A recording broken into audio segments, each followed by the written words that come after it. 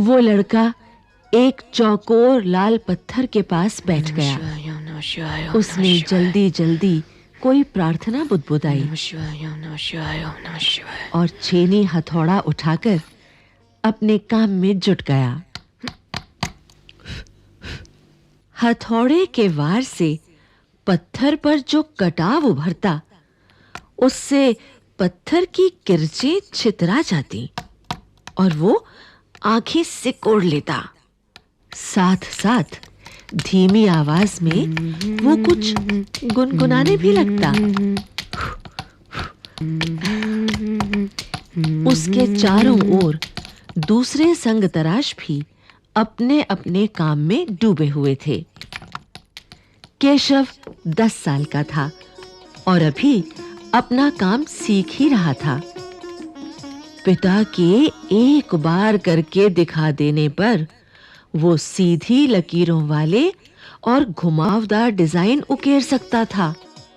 अब तक उसने नक्काशी का जो भी काम किया था, उनमें से इन घंटियों को बनाना ही सबसे ज्यादा मुश्किल था। केशव जानता था कि एक दिन तो ऐसा जरूर आएगा जब वो बहुत बारीक जालियां, महीन नफीस बेल बूटे, कमल के फूल, लहराते हुए सांप और इठला कर चलते हुए घोड़े, ये सब पत्थर पर उकेर पाएगा, ठीक उसी तरह जैसे उसके पिता बनाते हैं। कई साल पहले जब वो पैदा भी नहीं हुआ था, उसके माता-पिता गुजरात से आगरा आकर बस गए थे।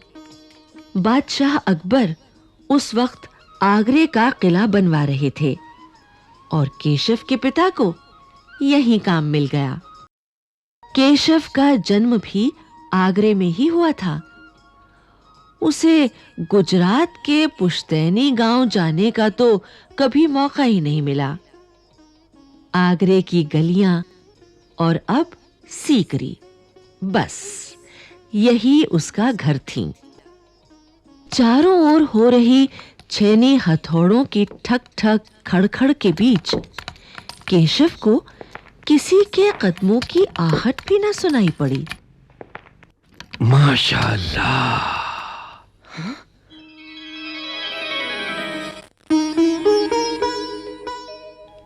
ये घंटियां कितनी सुंदर है। तुमने खुद बनाई हैं? बेशक, मैंने ही ये घंटियां बनाई हैं। क्या मैं आपको पत्थरों पर नक्काशी करता नजर नहीं आ रहा? देखते नहीं, मैं ही पत्थर को तराश रहा हूं। दिखता तो है, पर तुम इतने छोटे लगते हो ना। मैं 10 साल का हूं। 10? अच्छा। तब तो काफी बड़े हो। मैंने भी 13 साल की उम्र में एक लड़ाई में हिस्सा लिया था। केशव उस आदमी को अच्छी तरह देख पा रहा था। उसकी उम्र रही होगी 30 से ऊपर। कद मंझोला था। वो सफेद अंगरखा और पाजामा पहने हुए था।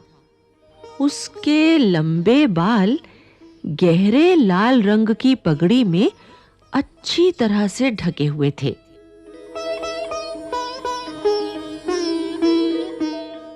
लगता है कोई बहुत बड़ा आदमी है।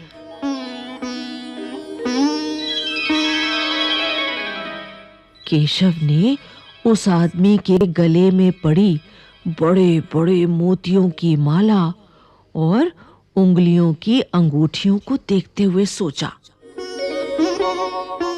तीखी नाक, बड़ी-बड़ी आंखें, होठों को ढकते हुए नीचे की तरफ आती घनी मूंछें।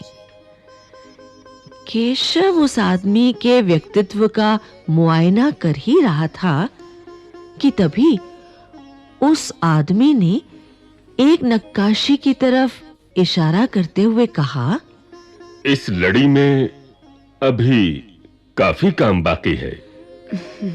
इससे पहले कि केशव कोई जवाब देता, हुजूर माफ करें, हाँ? मुझे आपके आने का पता ही नहीं चला। बेवकूफ, खड़ा हो। हुजूर आला के सामने बैठने की जुर्रत कैसे की तूने? क्या? झुक कर सलाम कर इन्हें। जी। अब केशव का माथा ठनका। उसे कुछ कुछ समझ आ रहा था। बदहवासी में छेनी हाथ से छूटकर नीचे गिरी और वो जल्दी से उठकर खड़ा हो गया। अरे, कहीं ये बादशाह अकबर तो नहीं? ये ख्याल आते ही उसने झुककर सलाम किया और खरगोश की सी कातर नजरों से अकबर को देखने लगा। सिपाही, कुछ देर के लिए हमें अकेला छोड़ दो। जी हुजूर। पहरेदार तो चला गया, मगर केशव असमंजस में था कि उसे क्या करना चाहिए। वापस अपना नक्काशी का काम शुरू करे या बादशाह के हुक्म के इंतजार में खड़ा रहे। तुम्हारा नाम क्या है? केशव। केशव, क्या तुम मुझे नक्काशी करना सिखाओगे? तब तो तुम्हें मेरे लिए हथौड़े और छेनी का भी इंतजाम करना होगा। केशव फुर्ती से अपने पिता के पास भागा गया और उनका छेनी हथौड़ा उठाकर उल्टे पांव लौट आया। ठीक है, अब बताओ कि मुझे क्या करना है। हुजूर, क्या आप ये सब करेंगे? क्यों नहीं, मुझे तो विश्वास है कि मैं सीख ही लूंगा। नहीं नहीं, मेरा मतलब ये नहीं था। दरअसल मैं कहना चाहता था कि आप इतने बड़े बादशाह हैं, ये ठीक नहीं लगता। अच्छा, लेकिन पिछले हफ्ते तो मैंने मिट्टी से भरी डलिया ढोने में किसी की मदद की थी। क्या ये काम उससे भी ज्यादा मुश्किल है? नहीं, इसे यहाँ से पकड़िए। हाँ, यहाँ से। हर के हाथ से। हाँ। जी। देखिए, सिर्फ इन्हीं लकीरों को बहुत ध्यान से तराशना है। अच्छा। अरे अरे, नहीं नहीं, हथौड़े को आहिस्ता से मारना है। ऐसे ऐसे? ऐसे? हाँ, और हाँ, अपनी आंखें थोड़ी मीच कर रखें, वरना किरचे उड़कर आंखों में चली जाएंगी। जी हुजूर। केशव, सही नहीं है क्या?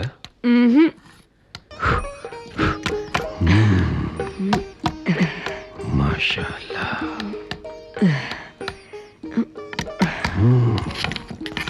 सलामत कैसे सीख रहे हैं ये कला? ये देखिए, ठीक हो रहा है। अच्छा फनकार है। थोड़ा यहाँ कीजिए। केशव, देखना, एक दिन तुम बड़े फनकार बनोगे। हो सकता है कि एक दिन तुम मेरे कारखाने में काम करो। कारखाना? कैसा कारखाना? बस एक बार ये महल तैयार हो जाए और लोग आगरा से आकर यहां रहने लगें, तब मैं कारखाने बनवाऊंगा।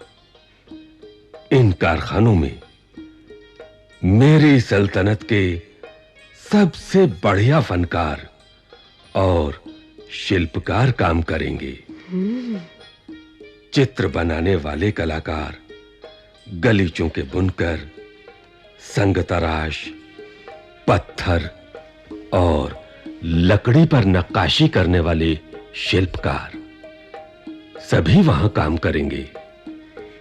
मैं वहां जरूर काम करना चाहूंगा। अच्छा बेटा, अपना काम जारी रखो। हुजूर, क्या आप दोबारा आएंगे? मैं जरूर आऊंगा केशव।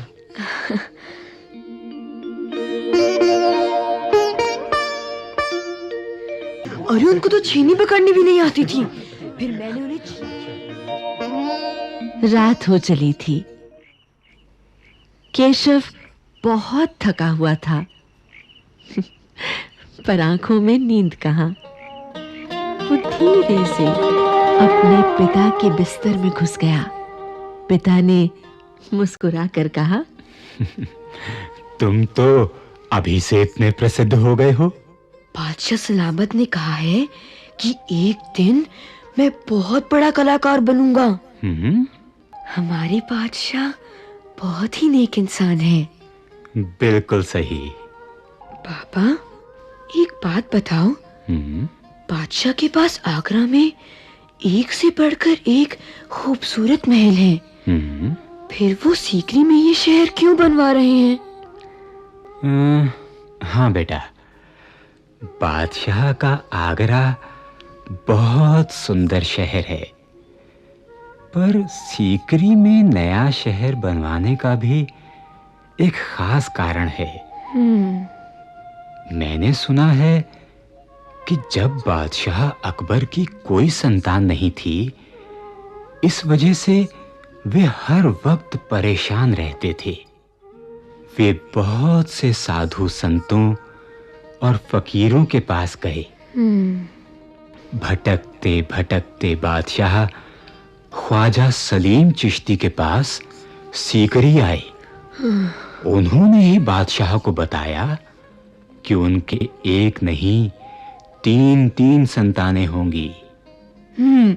शहजादा सलीम, मुराद और दनियार। बिल्कुल सही। तब बादशाह ने ख्वाजा सलीम चिश्ती के सम्मान में सीकरी में नगर बसाने का फैसला किया था। अच्छा, आप समझा। इसीलिए बादशाह अकबर ने अपने बेटे का नाम सलीम रखा है।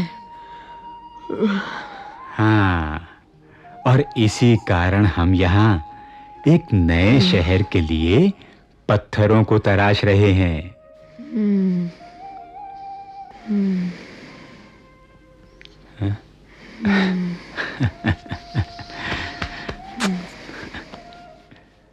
पिताजी ने देखा कि उनका लाडला बेटा सो गया है।